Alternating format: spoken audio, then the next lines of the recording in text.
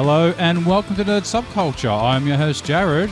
And I'm Edwina. And today we're still doing a Once More with Feeling series on Buffy the Vampire Slayer. Today we're doing Season 4, Episode 9, Something Blue. This episode originally aired November 30th, 1999. It is written by Tracy Forbes and directed by Nick Mark. This is a full spoiler podcast. I'm a huge fan, but Jarrod has never watched the series all the way through, and I'm trying to convince him it's worth his time. And you always look over to me every time you say that. Yeah. Is it? Is it worth your time yet? I don't know. After this episode? After this episode? You know what? I'm going to come out and say it. I like this episode. Yeah. Had you seen this episode? No, I hadn't seen this episode. No, this is new to me. Yeah. No, I actually really enjoyed it. Yeah, I thought it was quite funny. I think you said when we were watching it that you were like, oh, I recognise. I think there's that gif of Spike drinking from the Kiss the Librarian mug. Yes, yeah, I've seen that one plenty of times. Yeah. That pouty face he has as he's drinking out of it. Yeah, it's kind of an iconic Buffy the Vampire Slayer scene. Yeah. The Kiss the Librarian. I never noticed the Kiss the Librarian mug, but yeah, I do now. Yeah. So what's your initial thoughts? A fan favourite as well as Eddie favourite? Oh, yeah, this is definitely a fan favourite. Absolutely. Yeah, I really love this episode. It's probably like Buffy doing comedy at its best. Yeah, okay. But again, it is using the trope of the spell that goes awry, which they've used a number of times before, like in... The Zeppo, wasn't it? They did that, yeah. No, it was Bewitched, Bothered and Bewildered. Okay. And Band Candy, Beer Bad. What was the one with Xander being in love with all the girls? Or the girls? That was Bewitched, Bothered and Bewildered. Oh, yes, yeah. Sorry, yeah. And they'll use it again. Like, it's not something that they're going to keep using it. Very convenient plot device, isn't it? Well, you've got a witch, you've got magic in the mix. So yeah, why not? Fuck it. Have fun with it, you know? And it does make for really good comedy gold moments in this. Yeah. Especially in this episode. And most of the time, those kind of spells going awry episodes are fan favourites. Yeah, okay. Like they're not always like the most highly regarded episodes, but they'll be fan favourites. Yeah, I can see that. Yeah. Yeah. There's only one fault that I can see in this episode. Oh, hang on. Let me think. What was the one fault? It's not really a fault. It's more an unenjoyable aspect of this episode. Riley? Yes. Yeah, it's the Buffy Riley awkward first kind of moments of a relationship, which, sometimes that is the case where things are awkward in the early stages of a relationship. But yeah, with Riley and her, it's just seems very awkward. It's a bit cringy at times as well. Just the way he speaks, I think can be really come across as very cringy, cringe-inducing. Mm-hmm. Like, I think that little line at the end where he's like, but you can teach me, something like that. Like, you kind of throw up in your mouth a little bit. In approximately 1 hour, depending on traffic conditions. And I think I was about to do that. And I think the bit at the start where he's like, it's something about her being a beautiful girl and he has to do prep work before he talks to her. And then she just hears you think I'm beautiful? Well, he's putting up the lesbian awareness. What was it? Lesbians Avengers or something? Or something. I can't remember what it was. Big banner. Resistance. I can't remember what it was. Yeah. Such a nice guy. Yeah. Such a nice guy. Yeah. Yeah, did you want to do the summary? All right. Yep. Do the summary. Get back into it. Mm-hmm. We begin this episode with Riley inviting Buffy out on a picnic. Willow and Buffy discuss the consequences of a possible relationship with Riley, who seems safe and unlikely to hurt her. Buffy wonders if true passion requires pain and fighting. Later, Buffy interrogates Spike, who is chained up in Giles' bathtub, but he does not give much information. Willow suggests a truth spell to make Spike talk. Going to Oz's place, Willow finds it is emptied and realises he has had his possessions forward to him without getting in touch with her, crushing her last hopes of his return. That night at the Bronze, she opts out to drown her sorrows in alcohol. One fucking beer. One light fucking beer. One light beer. fucking beer. Not a week of binge drinking and blacking out. Later, in the dorm room, Willow performs a spell to let her will be granted in order to make her pain go away. However, her command does not seem to work. When Giles drops to ask why she did not show up to help him perform the true spell she scheduled, she admits she feels pressured into living up to high standards so soon after her breakup with Oz. Angry, she says that he cannot see anything, and then Giles leaves in a daze. Giles tries to perform the spell on Spike alone, but has difficulty reading. After Giles accidentally drops the key to the chains keeping Spike captive, Spike is able to escape. After Giles calls, Buffy goes to find Spike, and once she catches him after Willow makes a sarcastic comment, she brings him back to Giles' apartment. While talking to Xander, Willow flippantly suggests that Buffy and Spike get married if Spike is so important. Meanwhile, at Giles' place, Spike proposes to Buffy, and she accepts. Xander continues to try to console with Buffy, but in an act of misdirection, rage, and grief, she calls him a demon magnet. While Buffy and Spike cuddle and kiss and make plans for the wedding, Giles calls Willow for help, confessing that he is totally blind. Buffy runs into Riley outside of a bridal shop and happily tells him about the wedding, which confuses and upsets him. Xander and Anya's romantic time is interrupted by various demons that attack them. They rush to Giles' place, where Xander realises that the cause is Willow and everything she wills is coming true. Tehofran, the demon responsible for making Anya a vengeance demon, comes forth and takes Willow through a porthole to his demon world to make an offer. When the gang goes to look for her, Anya recognises the remains of the porthole left by Tehofran. Buffy and the rest of the group go to the crypt, where they hope to stop Tehofran turning Willow into a demon. En route to the crypt, several demons attack, still drawn to Xander because of Willow's spell. In the meantime, Willow politely turns down Tehofran's offer and he sends her back, giving her a talisman she can use to summon him in case she changes her mind. I wonder what that's going to lead to. Willow breaks the spell and tries to make up for her mistakes with cookies.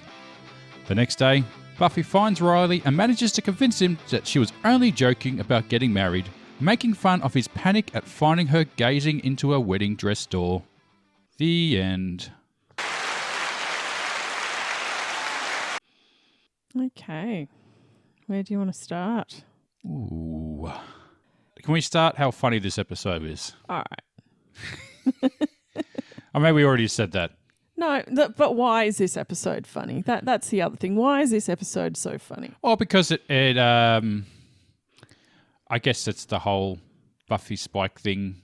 But why does it work so well? Because this show, it's not it's meant to be a drama series with comedy elements into it. And this episode is almost verges on being a sitcom. Like the comedy elements are just so good. Well, actually, even prior to that, there was some comedic moments too with, as you said, Spike drinking from the world's greatest librarian. Yeah, there is that Buffy Spike banter. That chemistry that they have is amazing. And where she's taunting him with her neck and stuff. Yeah, that you're right. But even to him screaming out, in the background, "Oh, Charles, please make it stop!" And then he's like, "I want to watch Passions." Passions is on. Timmy's down the bloody well, and if you make me miss it, I'll do what? Lick me to death. Him shouting. I mean, him being a prisoner has been quite a hilarious dynamic in the last few episodes too, because it's like he's been held there. He doesn't want to be there, but he just keeps ending up being there though. But he doesn't want to be there, but he kind of does want to be there. Yeah. He's kind of held against his will, but not quite. Well, he kind of went there. Yeah, he went there originally for help. Because he had nowhere else to go. Yeah. But he doesn't have to be there. That's the other thing. So he went there because he was being chased down by the initiative. Yeah. So the way that I see it is that, like, though you have those comedy elements, you've also got the great Anthony Stewart Head being the straight man. And as you know, with all comedy, you need that straight man. Yeah. Yeah, he is definitely the straight man, and usually he's the straight man. Well, in most times. Well, in Band Candy, Buffy's the straight man. Was that the one with him and Joyce? Yes. Yeah. So, and in Twice? Yes. Yeah. So the comedy elements within this, they are so ridiculous, and somehow it works so well. Mm-hmm. But you have Giles coming in with like these little remarks. Yes. Clearly something is going on. You know, he feels like he's going crazy. Yeah. Oh, was it something that something Xander said about what's happening to Buffy? And Xander says, yes, exactly. No. It's the who, what, who, and then Giles responds with 3 very excellent questions. Yes, that's it. Yeah. Yeah. You really do know. You know this word for word, don't you? I do. Well, I might also I'll just talk about the name of the episode because it sort of has a double meaning. Okay, so I'm going to go something blue is like something from the wedding. You got to wear something. Yeah, so it's that old wives' tale of to have a successful marriage. What is it? Not an old wives' tale. Proverb or something. Adage. No, what do you call it?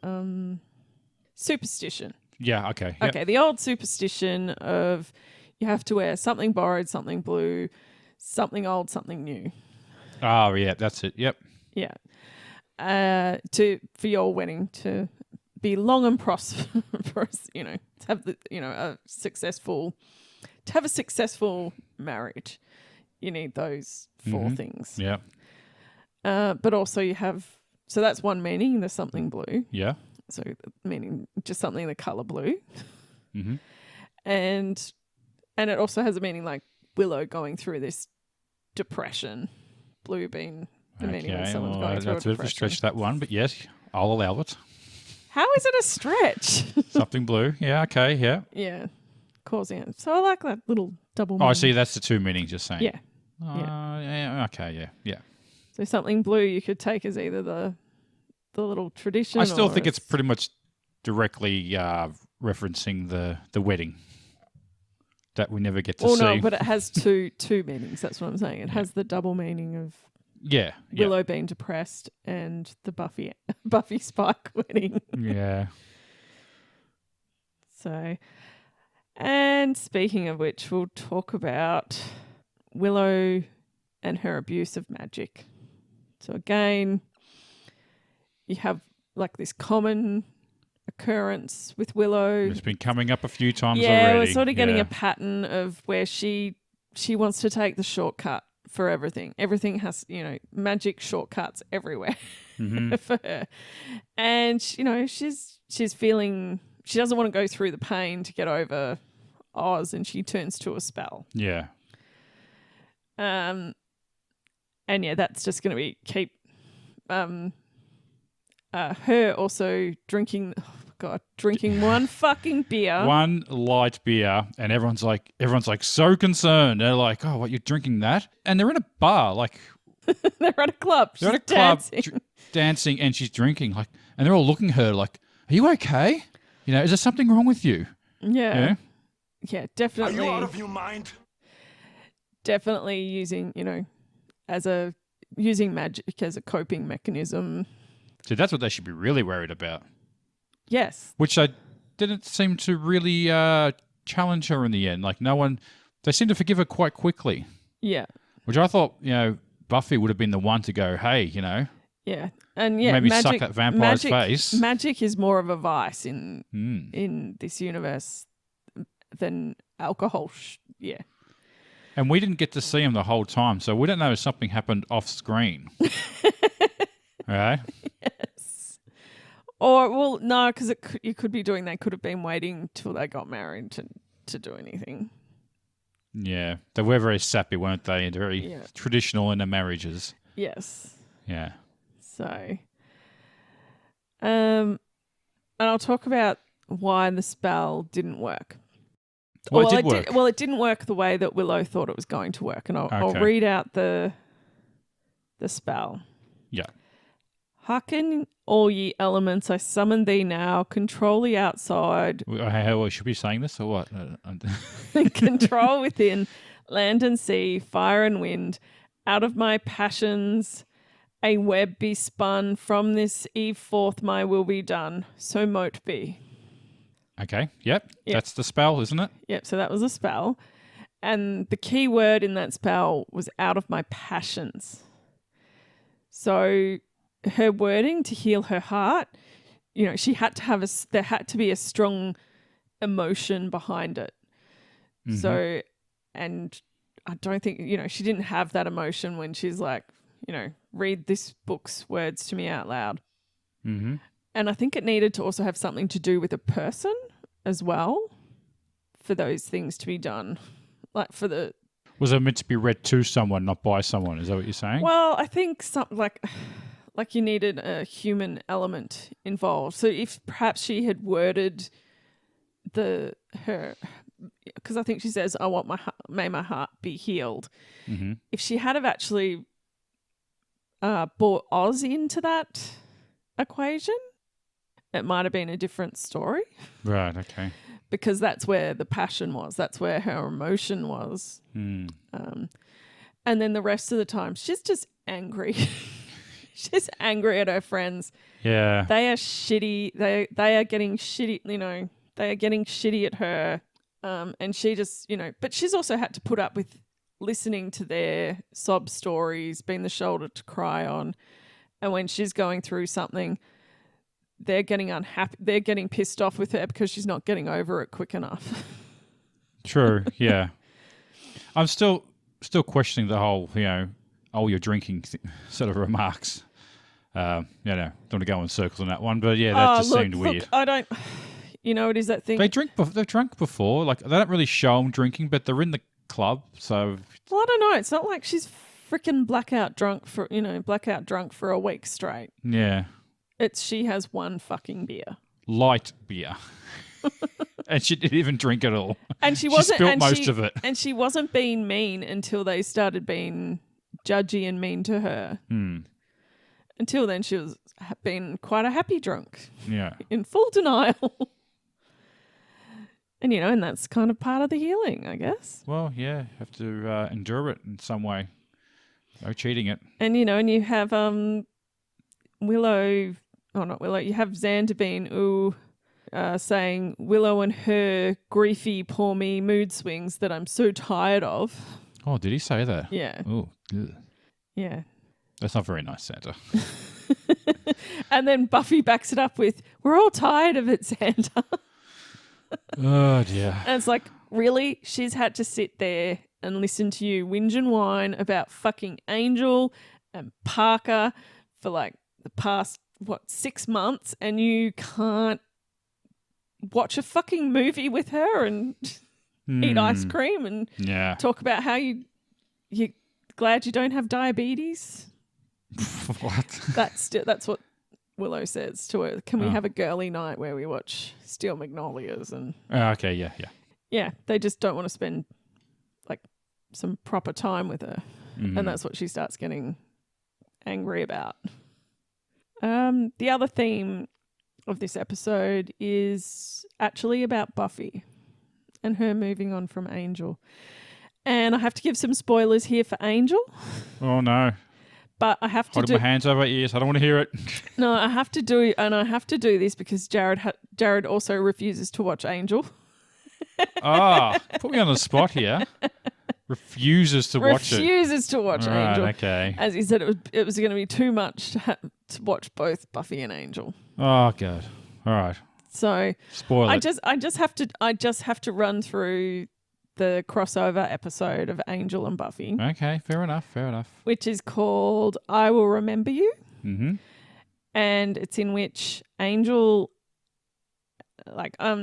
so Buffy mentions at the start of the episode that she went to see Angel in LA, but she was only there for 5 minutes. But that's not the whole truth. Yeah. What actually happened is that Angel, she goes to visit Angel in LA, and on her visit there, he becomes human. They have like this amazing day together, like all romantic. She's planning they're planning their future together. Then something happens and Angel decides that he can't protect Buffy as a human. So decides to turn back time, and only he will remember. Since the name I will remember. And he tells her that, and it is the most heartbreaking scene of television where Buffy begging him not to rewind time, and yeah, it's absolutely gut-wrenching, heartbreaking. I hate it. And then all Buffy remembers is like the first 5, like it all rewinds. And Buffy only remembers the first 5 minutes of the day. And yeah, it's heartbreaking. And then you cut to her coming back from that experience, and by the end of the episode, after the spell, she's realizing that the only template that she's had for a relationship has been a real turbulent one. Yeah. And she shouldn't be using that. Like moving forward with Riley, she has to realize that it's new. Yeah. It doesn't, not all her relationships need to be the same. Yeah, so this one will turn out fine. I'm sure it'll turn out just fine, and he's going to be in the series, and he's going to be in the series until the very end, standing by her side. So Buffy's ready to break that recurring pattern and move on with Riley by the end of this episode, after the little spell and having those feelings and that turmoil with Spike. She kind of realised that this is just something new. It's normal. Because at the start of the episode, she feels like there's something wrong. There's something missing. Like she says that. It's not complicated, It's just nice and straightforward. We're not like fighting against each other from different battle lines or anything like that. But she thinks that that's where the passion comes from. That's where the spark comes from. Oh, don't worry. I have a feeling that spark's going to come. And passion is going to come very soon. Yeah. All right. We have the first mention of the TV show Passions. Yeah. Now, I looked that up. Did you? So you didn't know of Passions. Did you watch it? I had to watch it a few episodes. No, I don't remember it at all. No, I don't think I've ever seen it before. Yeah. So it was. I did actually watch this show, but it was one of the. As I said, it's a supernatural soap opera that ran from 1999 to 2008, which for a soap opera isn't a very long. Was it that long, was it? I thought it was only a couple of years when I looked at it. Did it change name or something? Or No. No? I thought I must have read it wrong. But for a soap opera, that's not a very long time. No, I guess it's not, no. And it was created by James E. Riley, who created those long-running ones like Days of Our Lives, right. Young and the Restless. Bold and the Beautiful. No, not Bold and the Beautiful. Is that still going? General Hospital. I think most of them are still going. I don't know. We don't get half of them anymore. Well, they're just streamed now, I suppose, aren't they? Yeah. And I think I used to watch it probably once a week, and you'd know what's going on. Yeah. And yeah, but it was pretty much your typical secrets and lies, scheming behind people's backs. But this one was different because there was a 300-year-old witch named Tabitha who used to carry around this doll called Timmy. Right. And Timmy would come to life. Oh, this is sounding familiar though for some reason. And then she would, so she would, she'd do all these spells to mess with the people's lives in the town of Harmony. That was the name of the town. Was Harmony. Yeah. Oh, yeah. Lots of what would you say, paying tributes or homages to Buffy, maybe, or a little bit, yeah, definitely. The witch Tabitha. Now, oh God, that make that just. Oh, hang on, I'm thinking of Bewitched, aren't I? Yes. Wrong show. Yeah. I was a bit of a sucker for this show, but I think I only had like one day off from uni, and I used to watch it when it was. What was that one with Annie McDowell that was on recently? Annie McDowell. It was a late night version. Secrets and Lies, also Vengeance. Revenge. Ah, was it that one? Remember that one was like really popular for a little while. Is it still going, or did it die? No, it's gone. It's not. It wasn't really a soap opera though. But it was like a nighttime soap opera though. It was just a nighttime drama. Yeah, but it was very soap opera though. It was sort of the soap opera formula. Yeah. Oh, but that's your spelling ones like Dynasty. Oh, okay, yeah. Oh, yeah, Knots Landing. They had the late night ones, didn't they? There's the late night ones and the daytime ones. Yeah. Yeah. Yeah. The late night ones are a bit more highbrow than the daytime ones. Like the daytime ones. Dallas and yeah. Yeah. So your daytime ones are your half hour. They do the same thing over and over and over again. Mm-hmm. And they're constantly monologuing to themselves. Yeah. And constantly thinking they left the kettle on. Yes. But as I said, you just had to watch it, you could watch it once a week and know what's going on. Like you can miss 5 episodes and they're still going round and round in circles. Yeah. Yeah. Did you go down any rabbit holes this episode? Yes, I did. Now, I want to talk to you about someone. All right. A famous non-Australian. I've got a lonely feeling that I'm hearing the sounds of goodbye. The sounds of goodbye. The one and only Kamal. Oh, okay. Yeah. Right, Kamal. Everyone know Kamal? Everyone knows Kamal. If you're outside of Australia, you probably don't. Kamal is a Malaysian-born with Indian heritage singer. Who sells tea. He sold tea. I wouldn't say a very overly successful career, but has been around for a long time. That song you just heard then was The Sounds of Goodbye, which he released in 1969. He's still going today, by the way, 87. So born in Malaysia with Indian heritage, but his career was basically been in Australia. And if you know him, he's always popped up on Australian sort of TV, but not for some time now. Like things are sort of quieting down for him. Featured. He had a brief movie career. Started in a movie called Journey Out of Darkness, where he played an Aboriginal. Okay. A few black faces in that movie too. Yeah. Can't say it's probably in the Australian history of movies list, and maybe it is for the wrong reasons.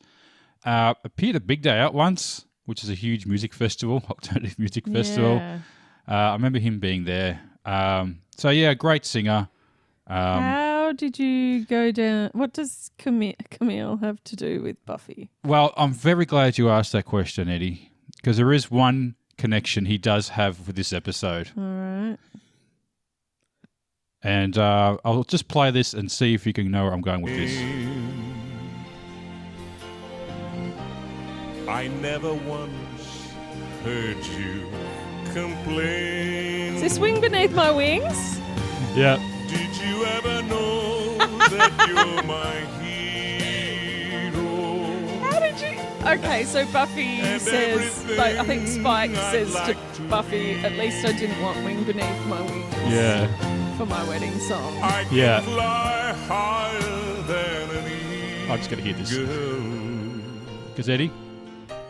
But you are the wind beneath my wings. Very nice baritone voice he's got. Anya Kamal.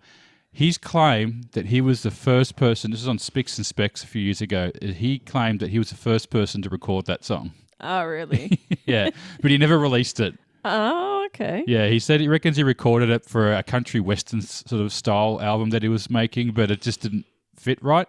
Yeah. It went on to somebody else. Bette Midler. So, of course, we'll play the true version for you right here, the one we all know really well. By the wonderful, the one and only Bette Midler. Here we go. That you're my hero? You're everything I would like to be. The ultimate version. You can fly higher than an eagle. 'Cause I am the wind beneath my wings.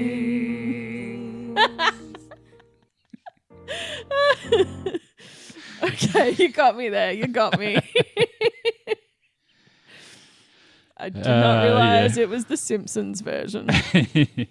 Bloody hell, I completely forgot about that. Yeah, so props to Kamal, but maybe passing on a golden opportunity. But hey, maybe the song just didn't work. So, and the rest is history. And that is me for my rabbit hole, Eddie. Based on one little line Well, at, that's all at the end of the episode. That's all that has to happen sometimes, baby. You know me. True. Mm. All right. Okay, do you want to get into question time?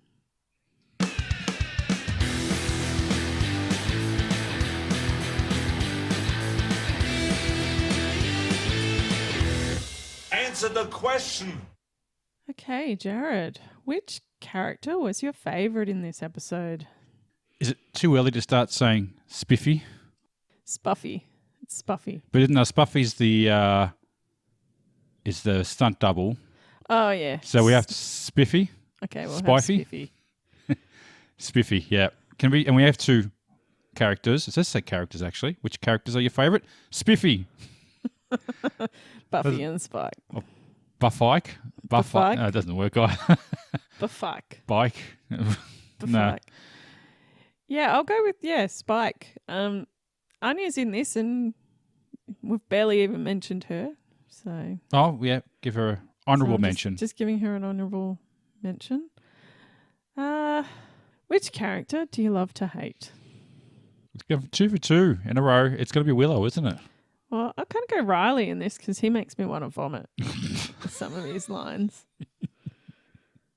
Absolutely, yeah. I think any vomit-inducing lines deserves a love to hate.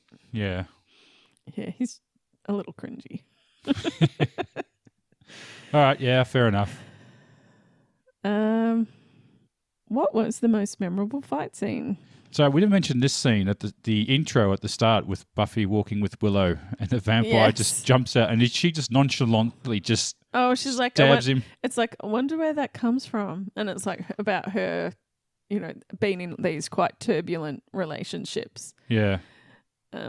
Why does she sort of crave that kind of passion that comes with those turbulent relationships? And she's like, why am I like that? And then stabs him. But it's funny how it's done without missing a beat, like as if like you just swatted a fly on a wall as you're walking past. But just bang, like even though the vampire jumps out at her, she doesn't flinch. Like her and Willow don't even flinch. Don't even say anything. Don't acknowledge it. It's just they just keep bang. They bang and then they just it's bang poof. Yeah. Then they just keep walking. Yeah. And keep talking. And she's like, I wonder where that comes from. Like they still continue with their conversation. Yeah.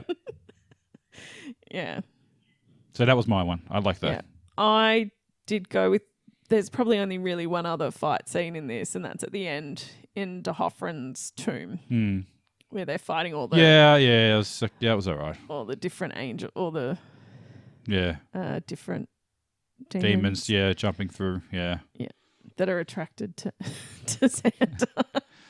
Would it be funny if they were maybe sexually attracted to... Just to put a spin on that. Yeah. Oh, Xander is mine. Yeah.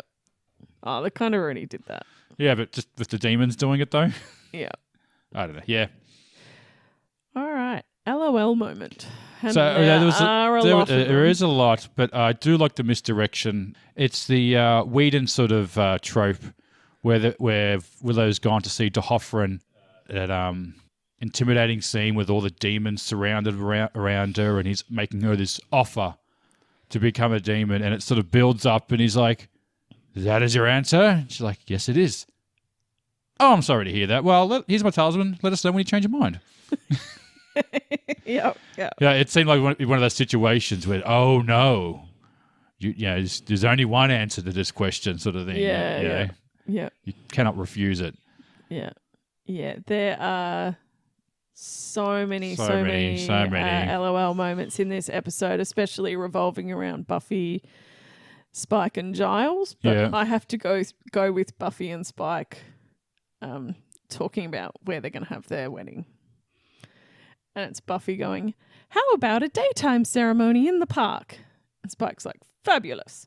Enjoy the honeymoon with a big pile of dust." Buffy's like, "Under the trees, indirect sunlight only." Compromise. And then he's like, "Warm breeze tosses the leaves aside, and again, you're registering as Mr. and Mrs. Big Pile of Dust." And Buffy's like, "Stop it. This is our wedding, and you're treating it as a big joke." And then Spike's like, "Oh, pouty. Look at that lip. Gonna get it." Yeah, and then they start kissing. I just love that little, "Oh, look at that lip." I even showed our son that scene of like, and it's a good transition where you see them fighting and about to kill each other. And then when Giles comes out of the room and comes back and he's proposing to her, his reaction, and they just start pashing on the spot. And he's looking with his eyes going, "Am I still blind? Am I seeing What this the hell right?" is going on? Yeah. Gonna get it. Gonna get it. And then she starts, I think she also does like this little giggle. Yeah. Yes. And favourite scene. So again, it was the wedding scene. That scene, I was trying to hold off proposal, until the proposal scene. But the way that, as I said, the way it's sort of done, where they're at each other's throats, or she was going to get slayed, or he was going to get slayed tonight, or something. Yep. She says to him, "I need a good slay tonight." "I need a good slay tonight." Yeah. And then Giles walks in and out of the room, and they're getting married. Yeah. So yeah, that was my favourite one. Yeah, my favourite scene is actually when Buffy's looking at the wedding dresses and Riley comes up to her. Oh, she got that old ball of chain look in her eye, hasn't she? Yes. And that whole conversation is just hilarious with her like going, "Oh, you'll love him when you meet him. Actually, no one loves him. No, what is it? You'll really like him. Oh, actually, no one likes him. I don't even like him." But I love him, like that whole, and then his name's Spike. Now is that? And then he's like, "Oh, does he go to school here?" And she's like, "No, he's like way old, but not not older than my last boyfriend." Ooh. Did she inadvertently drop some information then? Maybe because does he know that's Spike? Does he know Spike's the vampire? He doesn't know. Oh, okay. I thought maybe that wasn't when she said it was Spike that he was like. I doubt that they learnt the name of the vampire that they were torturing. It was just Vamp 54324. Yeah. Hostile 19. I think they were called. Oh, Hostile 19. Yeah. Okay. All right. Next question. Least favorite scene. The picnic scene. That's what I have. Yeah. Yeah. Nothing to say about that. Move on. Just with him going on about driving. Yeah. That's what he was talking about, driving. Yeah. So, tell me more. It's great. Yes. Favorite quote. So there's, of course, a Buffy Spike scene. Buffy's like, "You want something nicer? Oh, look at my poor neck. All bare and tender and exposed. All that blood just pumping away." And Giles like, "Oh, please." And Spike's like, "Giles, make it stop." It's the voice in the distance of him just like doing that thing, like squinting his eyes again, going, oh. I've got just the after. So Buffy doing the whole, "We're getting married," with Spike and Xander. Oh no, hang on. I think. Sorry, yeah, the whole how, what, how, and then Giles going, 3 excellent questions. But also after Xander sees Buffy and Spike kissing, and he's like, "Can I be blind too?" Who gets the wooden spoon? I gave it to Amy Madison. Oh yeah, the poor Amy. Poor Amy. Got her back in for that like one frame where she's in the background. Literally 5 seconds and she's naked. Yeah. Yeah. Actually, I was going to say Willow, but no, you're right. I think it's Amy. Poor Amy. Could have said so. I'm back. Yeah. Hey. Yeah. Yeah. Poor Amy. Yeah, poor Amy. Yeah. Who gets the MVP of the episode? Oh, Giles. Elaborate on that. Elaborate. Well, he's half blind and he sort of works. Oh no, he didn't work it out.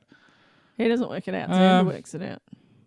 Yeah, I have no idea. I just said Giles and now I can't think of why. Because he didn't work it out and he pretty much couldn't see the whole time. He let Spike go. He almost could get the wooden spoon. Yeah, I was going to say he can almost get the wooden spoon. I'm going to go with who I... Do you want me to say who I think gets... Yeah, go on, yeah. The MVP? D'Hoffryn. D'Hoffryn? Why? Because he's the one that makes Willow aware of what she's done. Oh. Because otherwise she wouldn't have had a clue. Yeah, okay, yeah. Yeah. Inadvertently MVP, yeah. Inadvertently the MVP, who's meant to be the bad guy, but yeah. He's actually the MVP of this episode. Yeah. Maybe Xander a second. Okay. All right, except that he is really super shitty to... Yeah, to that's why he didn't get over the edge. Yeah. Yeah. Yeah. All right, what do you rate this episode out of 10? Using something from the episode. I gave it 8. Kiss the librarian mugs. Oh, damn it, that's mine. Oh, was it? Except I went 9, kiss the librarian mugs. All right, how about 9 bloody straws then? 8 bloody straws for me. How about really bad wedding rings? Yeah, she's wearing that. Yeah. It's amazing when girls have the wedding ring. They do the wedding ring hand. Like I don't know. It's the way that they do it. I don't know. Would they extenuate it and stick it? I don't know. I never did it. I'm doing the wrong hand. No, it's a hand. Yeah. I don't even wear my wedding rings. Neither do I. It's off. And yeah, so I would have given this a 10 except for the Riley scenes that make it cringy. Yeah. Yeah. But then again, you need the Riley scenes because it's pretty much about Buffy moving on. So yeah. Yeah. All right. All right. I'm done. Yeah. I think we've reached the end of the episode, Eddie. So let's wrap it up, eh? Mm-hmm. Well, I hope you've enjoyed listening to us. We are Nerd Subculture. My name is Jarrod. And I'm Edwina. And you can find us on TikTok, Twitter, Instagram. There is a Facebook group and you can email us at nerdsubculture@gmail.com. And you can follow the link tree from our socials to our merch store. Yes. We still haven't got a mugs yet, have we? No. No? All right. Because we're having so much coffee today, I'm running out of mugs. Okay. So get them in now. So, until next time, take care. We'll see ya. Bye. Bye. Grrr.